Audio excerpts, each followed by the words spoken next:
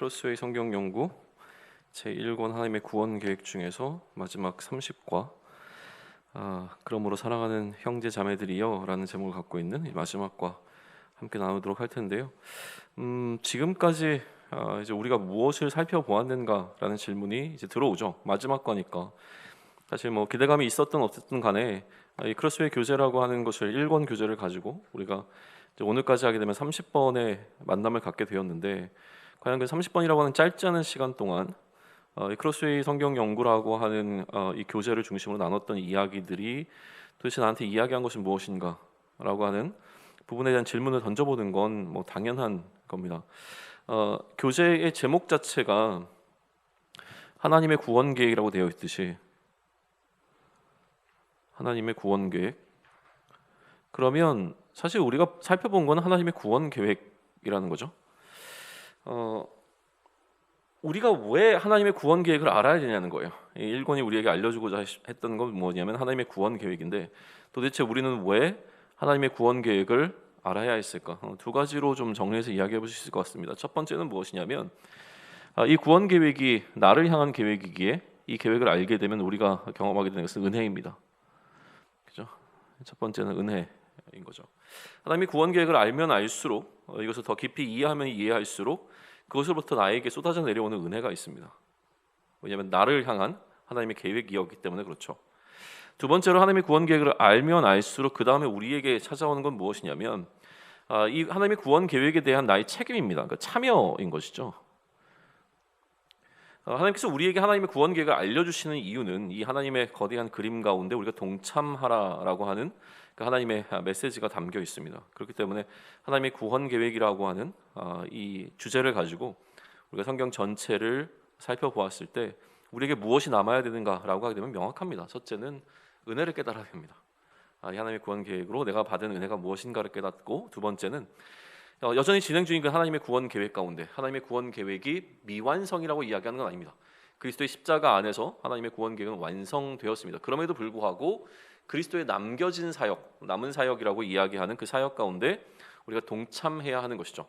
주님이 다시 오실 때 이미 시작되었으나 그때 이제 부족하기 때문이 아니라 그 모든 것이 이제 맞춰지게 되어지는 그 순간에 우리가 감당해야 될 역할들을 감당해야 하기 때문에 이 하나님의 구원 계획은 여전히 진행 중이고, 그 하나님의 구원 계획 가운데 내가 이제 동참해야 되겠구나, 내가 어떻게 하면 되겠구나라고 하는 것을 깨달으면 크로스웨이 성경 연구 1권이 우리에게 주고자 하는 그 유익은 다 알게 되는 거라고 생각을 합니다. 그래서 이제 첫 번째 그림을 좀 보시게 되어지면 뭐 여러 가지 여러 명의 사람들이 좀 등장하고 있습니다. 교재의 내용은 이제 여러 이 크로스웨이 성경 연구 1권 혹은 이제 뭐 성경을 공부한 사람들에게 나타나게 되는 다양한 반응들에 대해서 이렇게 그림으로 좀 표현을 해 놓았는데요.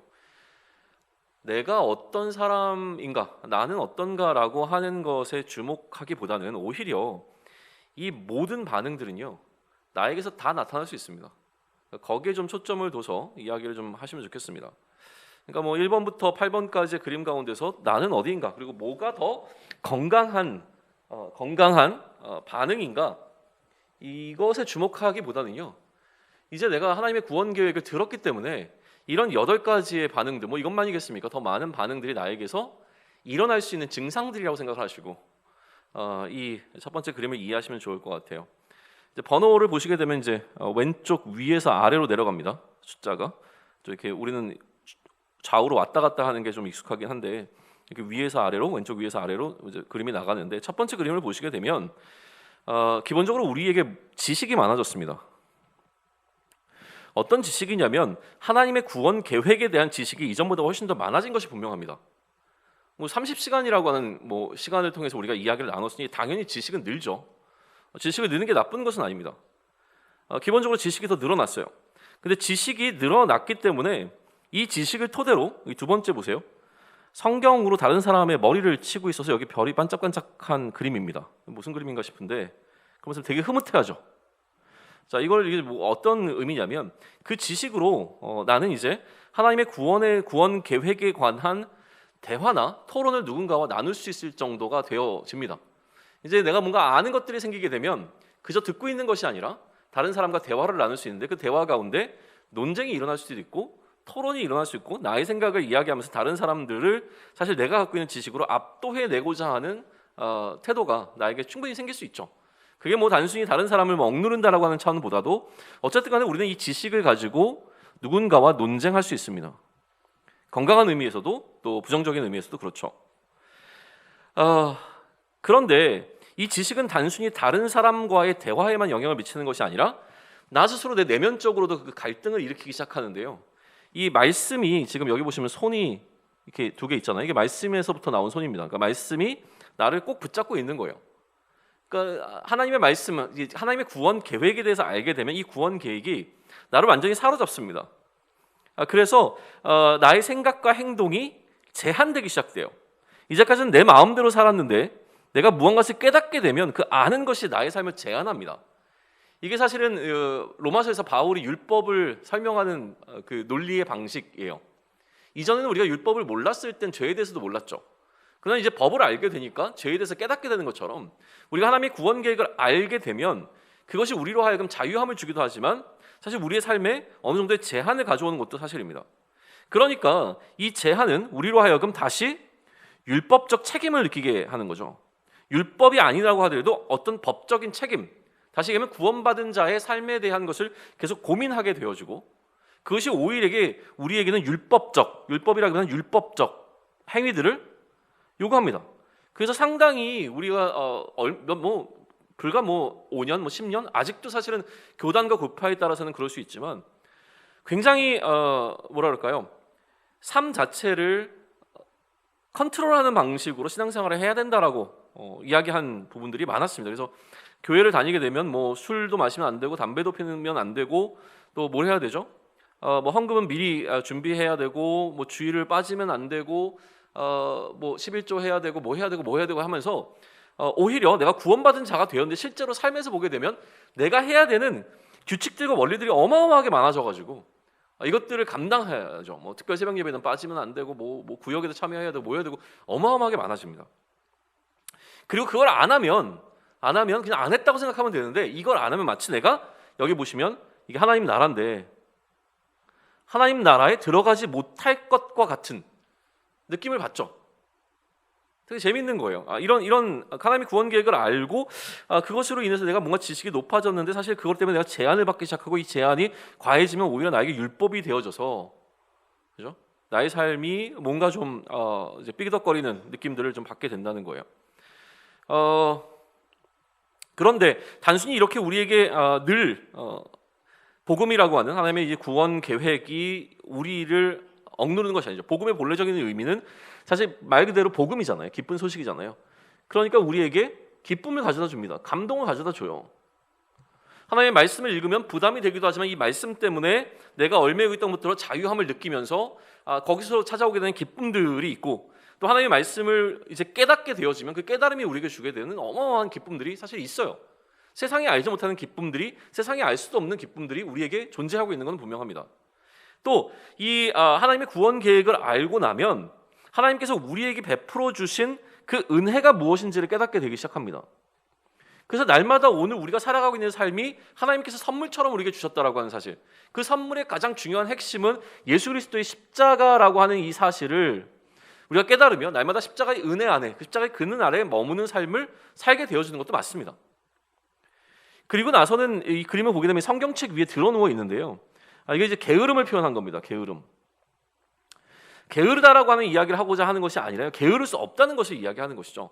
하나님의 구원 계획을 알게 되면 이 구원에 머물러서 이제 다시는 나에게 정죄함이 없다는 것 때문에 방종하는 삶을 살게 되는 것이 아니라 오히려 하나님의 구원 계획을 깨달았기 때문에 이 구원 계획에 참여하게 되는 것이죠.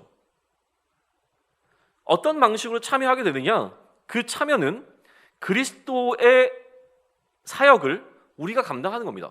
그리스도와 닮은 삶을 이 땅에 살아가며 그리스도께서 하셨던 그 일을 우리가 행하며 살아가는 것이죠. 여기 보시면 이게 굉장히 늘 헷갈리는 그림인데 사람의 상처를 내는 것처럼 보이지만 이 빨간색이 수건입니다.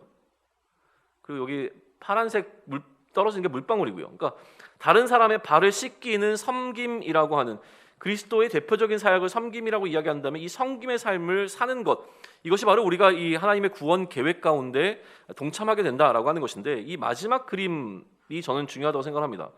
이 마지막 그림은 결국 발을 씻기는 행위가 중요한 것이 아니라 뭐라고요?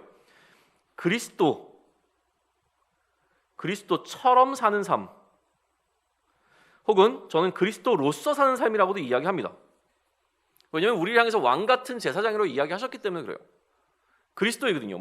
우리를 구원한 그 그리스도는 아니지만 여전히 우리에게 그리스도의 사역과 사명을 허락해 주셔서 그리스도를 닮은 모습으로 그리스도로서 이 땅을 살아가야 한다라고 하는 것이 가장 중요한 것입니다.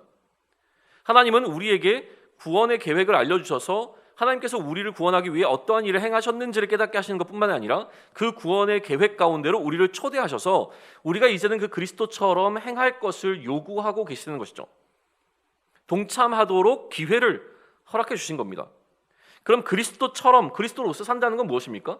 그리스도의 직분은 뭐라고 말씀드렸죠? 선지자, 제사장, 왕입니다. 이게 대표적으로 이 그리스도라고 하는 직분을 카테고리화시킬 수 있는 성경이 이야기하고 있는 세 가지 주제입니다. 자, 우리가 뭘 알았습니까? 하나님의 구원 계획을 알았습니다. 선지자는 어떤 자들이죠? 먼저 안 자입니다. 뭘 먼저 알아요? 하나님의 마음을 먼저 안 사람들입니다. 하나님께서 우리에게 성경을 통해서 하나님의 구원의 계획에 대해서 알려주셨습니다.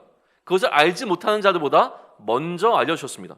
먼저 안 자로서, 그 복음을 먼저 깨달은 자로서 우리는 선지자로서의 사명을 당연히 감당해야죠. 우리가 아는 것을 전하는 삶을 살아야 하는 겁니다. 두 번째는 무엇입니까? 제사장으로서의 삶입니다. 우리가 어떻게 제사장으로서의 삶을 살아요? 전부 다 신학교 들어가서 목회자가 되는 것이 제사장입니까? 목회자만이 제사장입니까? 그러니까 왜곡된 생각들이 우리에게는 좀 존재하고 있는 것이 분명하긴 합니다. 목회자만이 제사장이 아니라 우리가 사실은 제사장인 거죠. 우리 모두가 제사장인데, 제사장은 하나님을 향해서 예배를 드리는 자인데, 그런데 예수님께서 우리의 대제사장이 되어주셨을 때 예수님은 어떻게 하셨냐면 자신이 이 예배를 하나님께 올려드리는 그 소위 얘기하면 이 예배 인도자로서의 역할을 감당하는 것뿐만 아니라 어떻게 하셨죠? 스스로가 제물 되셨습니다. 그래서 성경이 우리에게 얘기하는 것은 무엇이냐면 너희 몸을 하나님이 기뻐하시는 산 제사로 드리라. 이게 이제 성경이 우리에게 요구하는 거죠. 이게 우리가 드릴 영적 예배라고 이야기를 하는 거예요. 자, 이 사람은 지금 기도하고 있는 사람입니까? 아니죠. 섬김의 모습입니다. 예수님께서 발을 씻기시는 그 모습을 형상한 거죠. 섬김이라고 하는 이제 삶을 통해서 여기 손 보면 손이 이제 드림을 이야기하겠죠. 하나님께 드림. 이건 불은 이제 구약의 이제 제사를 이야기하는 것이고, 이거는 이제 불을 표현하는 것이겠죠. 그래서 우리 스스로를 하나님이 기뻐하시는 제사로 드려라. 다시 얘기하면 우리가 제물이 되어야 된다. 살아있는 제물이 되어야 된다고 이야기를 해요. 그럼 도대체 우리는 어떻게 하면 될까요? 드린다는 것이 무엇입니까? 우리를 하나님께 드린다는 것이 무엇이에요? 이것은 하나님 겉되는 겁니다. 우리를 하나님께 드린다라고 하는 것은 이게 하나님의 것으로 구별되어지는 것이죠.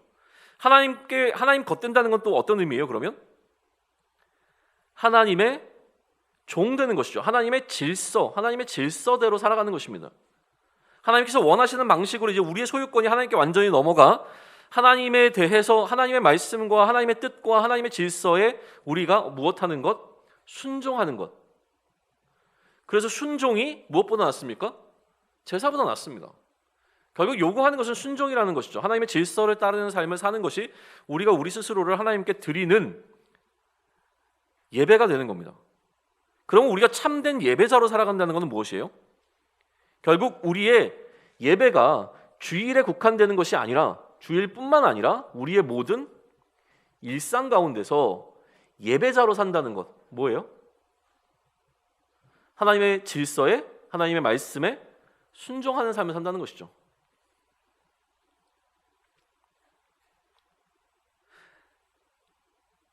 나를 그리스도에게 드리는 것, 나를 드린다라고 하는 것은 그리스도를 위한 삶을 살게 되어지는 것. 그리스도를 위한다는 것은 그리스도의 원함을 위해 사는 것이고, 그리스도의 원함이란 결국 그리스도의 질서입니다. 그리스도가 세운 방식이죠. 결국 우리는 그리스도의 질서대로 살아가는 것이고, 이 그리스도의 질서대로 산다는 것이 무엇과 연결되어지냐면 왕의 삶과 연결되어집니다.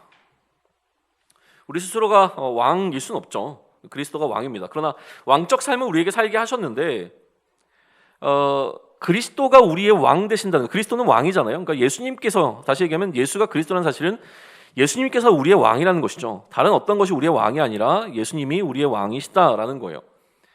예수님이 우리에게 왕이 되신다는 건 뭐예요? 우리가 그 예수님의 통치 질서를 따른다는 것이죠. 이게 예수님을 왕으로 모시는 거잖아요. 왕으로 모신다고 하면서 내 뜻과 내 마음대로 하는 것은 결국 예수님을 왕으로 인정하지 않는 행위가 되어집니다. 그러니 예수님의 통치 질서를 우리는 뭐라고 부르냐면 그리스도의 질서라고 이제 불러왔다는 거죠. 그리스도의 질서. 그런데 이 왕이신 예수님께서 그의 질서로 나를 다스리는, 그리고 그 그리스도의 질서대로 살아가는 나라가 결국 하나님 나라인데, 왜냐하면 하나님께서 그의 나라의 왕으로 예수님을 세우셨기 때문에. 그런데 실제로 이 예수님의 이 통치의 질서를 나한테 적용하는 과정 가운데 나라고 하는 존재가 있습니다. 내가 나의 삶에 이 그리스도의 질서를 적용시키면서 그리스도의 질서를 따라 살려고 하는 것이죠.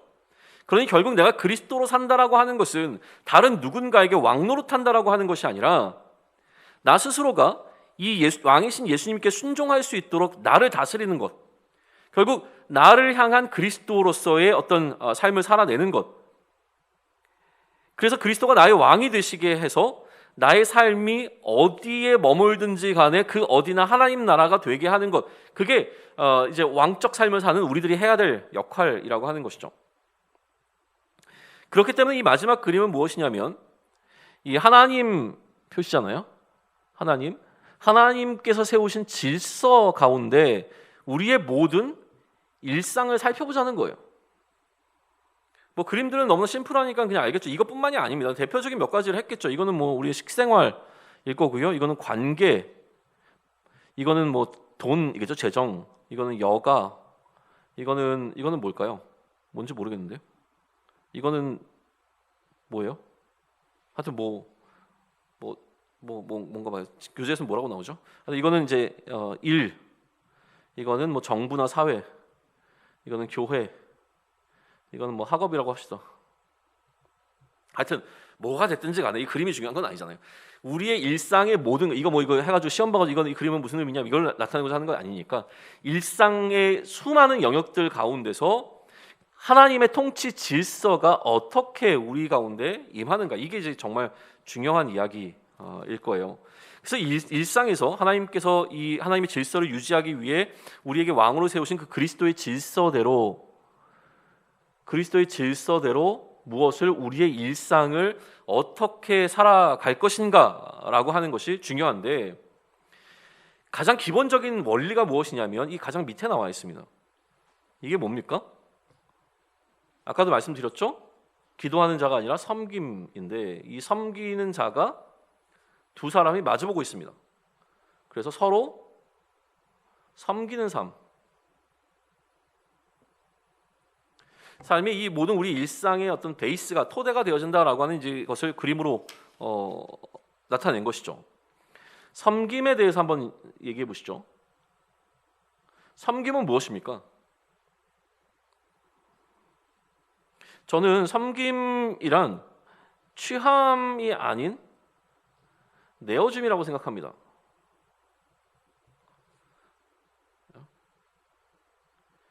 우리가 자칫 잘못하면 섬김은 봉사라고 생각합니다. 쉽게 다른 사람을 위해서 내가 뭔가를 하는 것이라고 하는데요, 위해서라고 하는 말 가운데 잠겨있는 우리의 완악함이 있습니다.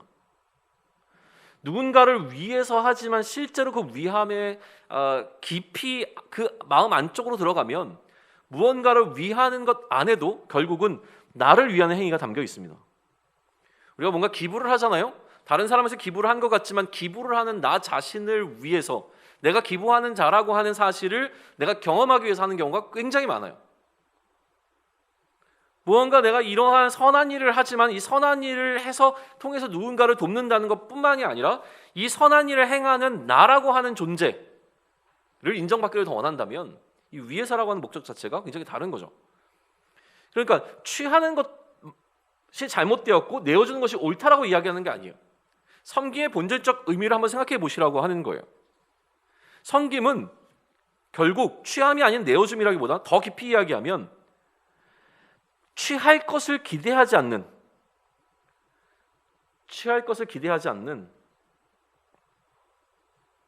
무엇? 내어줌입니다. 무언가를 내어주지만 우리가 대가나 보상이나 그것으로 인해서 뭔가 나오게 될 어떤 것, 나에게 찾아오는 유익을 완전히 기대하지 않고 내어주는 것, 이게 바로 철저한 섬김이라고 하는 거예요. 그러면 이 섬김을 가능하게 하는 힘이 있는데 도대체 우리는 이익을 얻지 않으면 할 수 없죠. 최소한 내가 누군가를 위해서 밥 한 끼를 사면 그 사람으로부터 고마워요, 잘 먹었어요, 이 한마디 들어야 되잖아요. 우리는 그거 안 들으면 사실 조금 기분 나쁘잖아요. 괜찮아라고 하지만 이게 반복되게 되면 쟤는 밥 사주고 싶은 마음이 없어지잖아요. 어느 순간 저 사람이 내가 하는 섬김을 당연하게 받아들이는 순간 나는 이 섬김을 하고 싫어지잖아요. 이게 우리의 마음이잖아요. 저만 그렇습니까? 솔직히 그렇단 말이에요. 기쁜 마음으로 누군가를 섬기지만 그 사람이 그걸 당연하게 여기는 순간부터 사실 하기 싫어져요. 그럼에도 불구하고 우리가 계속 섬김을 할 수 있게끔 이끄는 동력은 무엇이냐는 거예요. 결국 우리가 받은 섬김 때문입니다. 우리가 받은 섬김. 우리가 어떤 섬김을 받았어요? 우리는 하나님으로부터 섬김을 받은 것이죠. 하나님의 구원 계획의 큰 그림이 바로 거기에 있습니다. 우리는 지금 하나님의 구원 계획을 계속 살펴본 것인데 하나님의 구원 계획의 그 핵심은 뭐예요? 하나님께서 자신의 아들을 우리에게 그리스도로 보내셔서 우리를 섬기셨다는 거예요. 이 섬김을 통해서 하나님의 사랑을 알게 하셨다, 이런 것이죠. 이게 이제 하나님의 구원 계획의 핵심입니다. 그런데 이 하나님의 구원 계획의 큰 그림은 무엇이냐면 이렇게 하나님의 섬김을 받은 자들이 서로 섬길 수 있도록 하는 것이죠. 섬김을 받은 이들이 다시 다른 사람을 사랑하게 하시는 거예요. 그래서 이 섬김을 통해서 하나님의 사랑을 알도록 하셨고 이 사랑을 통해서 하나님을 알게 하신 거죠. 하나님은 왜? 사랑이시니까요. 우리가 사랑을 하면 하나님을 압니다. 왜냐하면 하나님이 사랑이시기 때문에 그래요. 하나님이 우리를 사랑하신다라고 하는 동사적 의미가 아니라 하나님이 사랑이시라고 하는 하나님의 정체성에 관한 이야기를 했기 때문에 우리가 사랑을 하여서 사랑을 알면 하나님을 알게 됩니다. 자, 이제 섬김과 사랑의 연결을 다른 측면에서 한번 이야기해 보시죠. 섬김이라고 하는 것은요, 우리가 이 섬김의 삶에 대해서 이해를 하게 되면 우리 삶에 다른 관점을 갖게 되어집니다. 그러면 이 취함과 내어줌이라고 하는 것을 제대로 알게 된 것이죠. 그렇기 때문에 이제는 우리는 무엇을 취할 것인가라고 하는 삶을 사는 것이 아니라 어떻게 내어줄 것인가에 더 포커스를 두는 삶을 살게 되는 것이죠. 이게 하나님의 구원 계획을 알게 된 자들에게 찾아오게 되는 변화입니다. 다시요. 하나님께서 우리를 어떻게 섬기셨고 우리에게 무엇을 내어주셨다는 것을 깨닫게 되는 것이 우리의 은혜입니다. 이게 핵심이에요. 그러나 하나님의 구원 계획은 거기서 끝나는 것이 아니라 우리로 하여금 동일하게 내어줄 것을 요구하는 그 하나님의 계획 가운데 우리를 세우셨다는 것을 깨닫게 하는 것이죠. 그러니 이제부터 우리가 구원을 깨닫는 그 시작부터 우리가 해야 될 것은 무엇이냐면 이 계획 가운데 나는 어떻게 내어줄 것인가를 고민하는, 지금까지는 내가 무언가를 어떤 방식으로 취할 것인가를 계속 고민해 왔다면 이제 앞으로는 내가 갖고 있는 것을 어떻게 내어줄 것인가, 혹은 내어주기 위해서 어떻게 취할 것인가라고 하는 새로운 관점이 우리에게 생겨야 된다는 거예요. 내어줌이 목적이 아니라 내어줌은 섬김을 행하는 기본적인 태도이기 때문에 그래요. 참된 섬김의 목적은 무엇입니까? 첫째는 이러한 섬김을 받는 이들이 이 섬김에 대해서 궁금해해야 합니다. 왜냐하면 아까도 얘기했지만 모든 섬김은요, 제가 너무 극단적으로 얘기하는지 모르겠지만 모든 섬김은 거기에 대한 대가가 당연히 따라와야 됩니다. 이게 세상의 질서 가운데서 이야기하는 섬김이에요. 그래서 성경이 이야기하는 섬김은 다릅니다. 취할 것을 기대하지 않고 내어주는 거예요. 그러니 세상의 질서가 다 나쁜 게 아니에요. 사실은 세상의 질서가 굉장히 좋아 보임에도 불구하고 이 세상의 질서대로 행하지 않을 때야 비로소 세상에 있는 사람들은 그리스도의 질서를 궁금해합니다. 우리가 세상의 질서와 동일하게 살아가면 세상의 질서대로 살아가면서 탁월한 사람들을 따라갈 수 있는 방법이 하나도 없어요. 얼마나 탁월한데요? 세상의 질서 중에서 뭡니까? 우리가 지식과 명예를 쫓아갑니까? 재물을 쫓아갑니까? 돈 많은 사람 따라갈 수 있겠어요? 똑똑한 사람 따라갈 수 있겠어요? 그것으로 그들과 이야기할 수 없습니다. 그러나 우리가 할 수 있는 것은 무엇이냐면 그 누구보다도 그리스도의 질서를 따르는 데 능한 자가 되어지는 것이죠. 세상의 질서가 아닌 그리스도의 질서를 따를 때 비로소 세상은 무엇을 생각하냐면 궁금하기 시작합니다. 왜 나랑 다른 방식으로 살지? 심지어 우리를 향해서 미련하다고 이야기하더라도 궁금증이 일어난다는 거예요. 이 궁금증을 일으키는 것은 뭐라고 제가 말씀드렸습니까? 기적이죠. 기적을 행하는 것이죠. 기적의 목적은 그 기적 자체에 있지 않습니다. 기적을 통해서 궁금증을 유발하죠.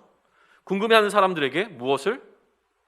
예수 그리스도 그 이름의 능력이 이 일을 가능하게 했음을 알려주고 그 이름이 우리를 구원할 유일한 이름이라는 사실을 증거하도록 이 기적이 일으킨 궁금증은 결국 복음을 전하는 방편으로 사용되어집니다. 그러니 우리가 그리스도의 질서를 따르는 걸 통해서 궁금증을 유발한다는 것은 그들에게 복음을 전하기 위한 수단이 되죠. 그러면 이 기적을 일으키기 위해서 우리가 할 것은 무엇입니까? 은사를 받아야 되는 것이 아니라 은사도 받아야죠. 그러나 소위 얘기하면 이 어떤 체험적 은사 중심의 어떤 그런 은사들을 이야기하는 것이 아니라 그리스도의 질서대로 살아가는 것이 가장 근본입니다.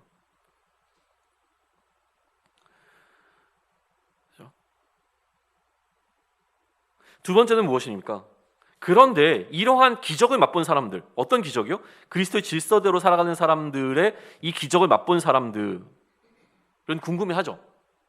어떤 기적을 맛봤습니까? 얘는 도대체 나한테 뭔가를 기대하지 않고 자꾸 뭔가를 줘, 내어줘. 날 도와주고 사랑해주고 아껴주고 뭘 해주고 뭐 정말 이상해. 너 도대체 왜 그러니? 그러면 예수 그리스도의 능력이 이 일을 가능하게 했다라고 하는 걸 이야기하는 것뿐만 아니라 또 뭘 얘기합니까? 사랑을 이야기하죠. 사랑하기 때문에. 그렇죠? 왜 나한테? 그러면 네가 그렇게 섬기면 사면 살 거면 옆에 있는 저런 사람들한테 해주면 될 것 같은데 왜 나한테? 왜 나한테 해주냐? 그러면 사랑하기 때문이라고 이야기하는 것이죠.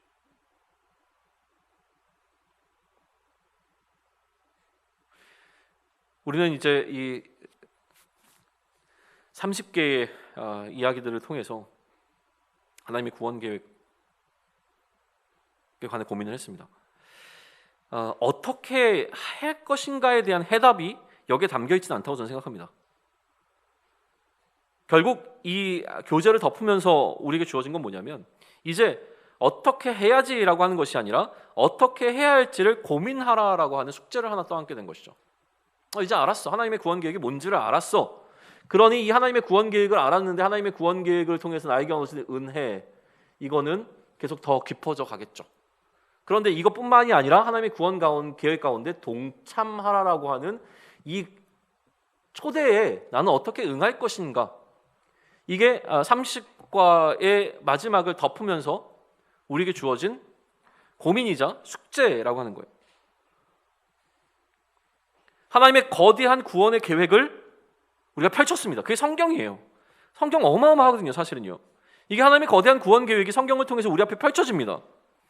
그런데 놀라운 건 뭐예요? 은혜라는 건 뭐예요? 그 구원 계획이 가장 중심에 누가 놓여 있다는 거예요? 내가 놓여 있다는 거예요. 와, 엄청난 하나님의 그 놀라운 스토리가 성경을 통해서 우리에게 소개가 되어집니다. 이게 하나님의 구원 계획이야. 근데 그 구원 계획 가운데 가장 중심에 누가 놓여 있다는 거예요? 너가 놓여 있다는 거예요. 내가 놓여 있다는 거예요. 하나님께서 이렇게 하신 이유는 뭐냐면 결국 나를 위해서라는 거죠. 이 모든 플랜이요. 우리 예전에 라이언 일본 교학이라고 하는 그 영화 있었잖아요. 나 한 사람을 위해서 펼쳐진 일이라고 하는 사실을 우리에게 알게 해주는 거예요. 누군가를 위해서가 아니라요. 나를 위해서요. 나를 구원하려고 하나님의 아들이 죽으셨고 날 구원하기 위해서 그토록 수많은 믿음의 사람들이 수천 년에 걸쳐서 순교하면서까지 그 믿음을 지켜왔기 때문에 오늘 나에게 이 구원이 전달이 된 겁니다. 말도 안 되는 일이에요. 내가 이 하나님의 구원 계획의 주인공이 된다라고 하는 사실은 진짜 엄청난 일이거든요. 그 젊은 선교사들이 한국에 오지 않았다면, 그들이 와서 순교하지 않았다면 우리에게 복음이 들어올 리가 있겠습니까?